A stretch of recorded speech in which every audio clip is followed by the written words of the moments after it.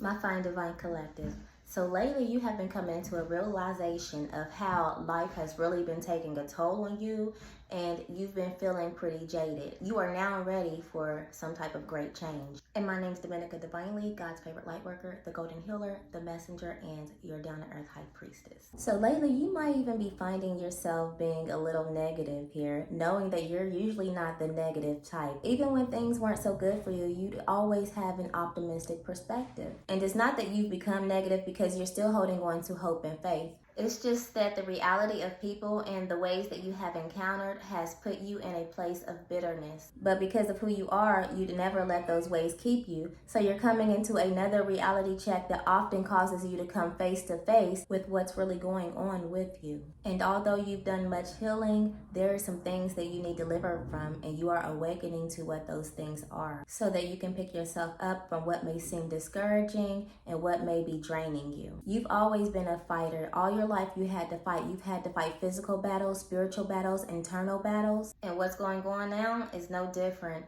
You're fighting for your life as usual, and you've always had to fight alone. And this current battle may seem a little heavier and stronger, but that is because you are now more in tune with the reality and the consciousness of these principalities and these energies that work against you and what goes on behind the veils of what you couldn't see or detect before. You weren't as conscious to the greater knowing then as you are now, so you've become more stronger and the battle is now more intense. But because you are the warrior that you were selected to be, you'll always overcome. And because you stood and you stand in the good fight, the test of time will grant you the ultimate win in the end. You were chosen to stand in the gap as one of God's greatest soldiers because of your willingness, your strength, and your sportsmanship. You were selected to go against these energies in these battles because God knew you could.